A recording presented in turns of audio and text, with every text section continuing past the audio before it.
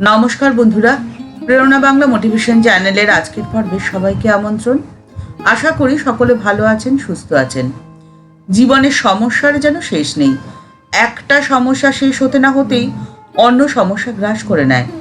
আগুনের লিলিহান শিখার মতোই সমস্যা আমাদের জীবনকে ছাড়খাড় করে দেয়। সমস্যাগুলো এতটাই জটিল, যার সমাধান খুঁজতে খুঁজতে যেন ক্রমশ পাঁকের মধ্যে ঢুকে যাই আমরা। আর জীবন তখন হয়ে ওঠে অতিষ্ঠ। রক্ত মাংসের শরীর হয়েও আমাদের আচরণ হয়ে ওঠে এক যন্ত্র মানবের মতনই। জীবনে থাকে না কোনো ভালোবাসা, ভালো লাগা, উচ্ছ্বাস, আনন্দ। আর ঠিক এই সময় মায়ের বাণী আমাদের মনে জাগায় নতুন উদ্যম, নতুন শক্তি। আমাদের প্রাণে ঢেলে দেয় নতুনভাবে বাঁচার প্রেরণা। আমরা নতুনভাবে নিজেদের খুঁজে পাই। মা বলছেন, ভয় কি? সুখ দুঃখপূর্ণ এই জগৎ, তোমাদের তো কোনো ভয় নেই। বিভীষিকা আসুক, প্রলোভন আসুক, তাতে তোমাদের কি হবে? তোমাদের কোনো ভয় নেই। জীবনের সকল সময়, সকল অবস্থাতেই মনে রেখো, আমার একজন মা আছেন। একটি ছোট্ট শিশু যখন দুরন্তপনা করে, ছুটোছুটি করে, লাফালাফি করে, গড়াগড়ি খায়, সে যা করে সমস্ত কিছু নির্ভয় করে, কারণ সে জানে সে পড়ে গেলে তার মা তাকে ঠিক আগলে নেবে, রক্ষা করবে তাকে সমস্ত বিপদ থেকে। কিন্তু যেই তার মা তার চোখের আড়াল হয়, অমনি সে কান্না জুড়ে দেয়, মা মা করে চিৎকার করতে থাকে। মায়ের ওপর ভরসা আর বিশ্বাসই হলো সেই শক্তি, যে শক্তি আপনাকে জীবনের সমস্যা সমাধান করতে সাহায্য করবে। মা বলছেন, তুমি বিশ্বাস করো আর না করো, তাতে আমার কি?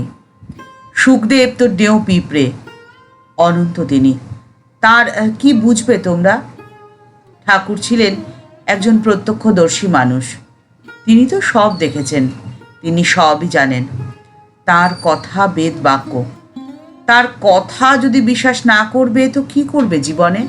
জীবনের সমস্যা যত গভীর, যত তীব্রই হোক না কেন, সমস্ত সমস্যার সমাধানের জন্য প্রয়োজন চিত্তের শুদ্ধতা।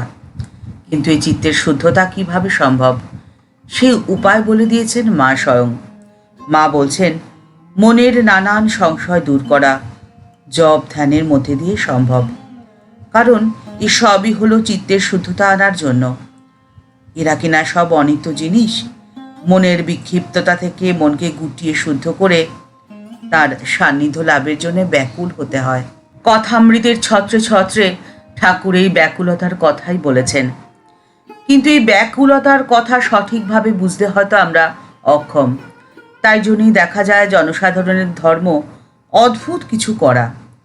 উদাস্ত জপ করছে বা অষ্টপ্রহর কীর্তন করছে, পাঠ করছে, আর করছে যজ্ঞ। সমস্যার সমাধানে যজ্ঞের প্রচলন বর্তমান সময়ে প্রবলভাবেই হয়ে থাকে। আর যজ্ঞ করার সময় আহুতি দেওয়ার জন্য নানান রকম দ্রব্য সেই আগুনের মধ্যে দেওয়া হয়। একবার এক জায়গায় যজ্ঞের মধ্যে 4 থেকে 500টি শাড়ি আহুতি দেওয়া হয়েছিল। কিন্তু এইসবের মধ্যে দিয়ে কোনো সমস্যার সমাধান সম্ভব নয়, উল্টে আরো সমস্যা তীব্র আকার ধারণ করবে। যজ্ঞ করা অবশ্য কর্তব্য, কিন্তু যজ্ঞের মূল ভাবটিকে আত্মস্থ করে তারপরে যজ্ঞ করা উচিত। যজ্ঞ কথার প্রকৃত অর্থ হলো সাবজেক্টিভ স্পিরিচুয়াল। গীতায় রয়েছে তপযজ্ঞ, যোগযজ্ঞ, জজ টু ওয়ার্শিপ বা উপাসনা। প্রত্যেক দিনের জীবনে যে যজ্ঞ আমরা খুব সহজে পালন করতেই পারি। প্রত্যেক দিনের আহারের পূর্বে এবং পরে সেই খাদ্যের প্রথম অংশটি ব্রহ্মাকে অর্পণ করে খাওয়া, আর মুখে বলা প্রাণীয় সাহা। এর মধ্যে দিয়ে এটাই বোঝানো হয় যে পশুর মতো খাওয়া নয়, একটা শুদ্ধতা বা পবিত্রতার অনুষঙ্গ আনা মাত্র। ব্রহ্মার্পণং, এটি খুবই উচ্চ ভাব। আর এই প্রক্রিয়াটি প্রত্যেক দিনের অভ্যাসের মধ্যে দিয়ে ধীরে ধীরে চিত্তের শুদ্ধতা বৃদ্ধি পায়। একজনের হঠাৎ ব্রহ্ম জ্ঞান হয়ে গেছে, তখন সে সমস্ত কিছুই চৈতন্যময় দেখছে। অর্পণ, ঘি ঢালার হাতা, যজ্ঞ, ঘি, আগুন, সমস্ত কিছুই তখন তার কাছে চৈতন্যময়।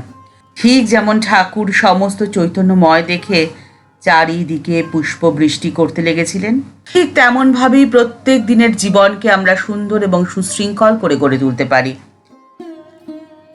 কিন্তু উপাসনাহীন পুজো, যার বাস্তব মূল্য সম্পূর্ণ শূন্য, কোনো লাভ নেই। আর সেই জন্যই তো মা বলেছেন খাটতে হয়, না খাটলে কি কিছু হয়? সংসারের কাজকর্মের মধ্যেও একটু সময় বের করে নিতেই হয়। আমার কথা কি বলবো মা, আমি তখন দক্ষিণেশ্বরে রাত 3টের সময় উঠে জবে বসতুম, কোনো হুঁশ থাকতো না। একদিন জ্যোৎস্না রাতে নহবতে সিঁড়ির পাশে বসে আমি জব করছি, চারিদিক নিস্তব্ধ। ঠাকুর যে সেদিন কখন ঝাউতলায় শৌচে গেছেন কিছুই জানতে পারিনি। অন্যদিন জুতোর শব্দে টের পাই, তখন খুব ধ্যান জমে গেছে। তখন আমার অন্যরকম চেহারা ছিল, গয়না পরা, লাল পেটে শাড়ি। হঠাৎ গা থেকে আঁচল খসে বাতাসে উড়ে উড়ে পড়ছে। আমার কোনো হুঁশ নেই। ছেলে যোগেন, যিনি পরে স্বামী যোগানন্দজি হয়েছিলেন, সেদিন ঠাকুরের গাড়ু দিতে গিয়ে আমাকে ওই অবস্থাতেই দেখেছিল। জোছনা রাতে চাঁদের পানে তাকিয়ে জোর হাত করে বলেছি, তোমার ওই জোছনার মতোই আমার অন্তর নির্মল করে দাও। আপনার অন্তরের নির্মলতা এবং পবিত্রতাই হলো সেই শক্তি, যার শক্তিতে আপনি শক্তিশালী হয়ে উঠবেন। আর জীবন তখন আপনার কাছে বোঝা বলে মনে হবে না। আপনি আপনার জীবনকে উপভোগ করতে পারবেন আনন্দের সাথেই। কিন্তু এই অন্তরের নির্মলতা বা পবিত্রতা একদিনে আসার নয়। মা বলছেন, ঠাকুর বলতেন, ছিপ ফেলে বসলে কি রোজ মাছ পড়ে? কোনো দিন বা পড়লো, কোনো দিন বা নয়, কিন্তু তাই বলে বসা ছাড়তে নেই, অর্থাৎ প্রার্থনা করা কখনো বন্ধ করতে নেই। প্রত্যেক দিনের প্রার্থনাই তো সেই শক্তি, যার মধ্যে রয়েছে আপনার জীবনের সমস্যা সমাধানের চাবিটি। আপনার প্রার্থনার মধ্যে দিয়ে আপনার এই বোধ অন্তরে জাগরিত হবে, আমি দেহ নই, মন নই, বুদ্ধি নই। ধীরে ধীরে আপনার অহংকার ক্রমশ কমে যাবে, আপনার আমিটা কমে যাবে। অহংকারই তো পতনের মূল। আপনার অহংকার যদি না থাকে, তাহলে আপনার উন্নতি রোধ করবে এমন সাথী কার রয়েছে? ঠাকুর বলছেন, ভেতরের রস না পেলে কিছুতেই তো কিছু হয় না। জ্ঞান বলো, ভক্তি বলো, ওসব খালি কথার কথাই হয়ে যায়। এই বিশ্ব সংসারে আপনার চারদিকে অনেক ভালো কিছু থাকতেই পারে, কিন্তু আপনি যদি সেটা অনুভব করতেই না পারলেন, তবে কি বা এলো গেল? চারিদিকে যতই ভালো থাকুক না কেন, আপনার তো তাতে কিছুই এসে যাবে না।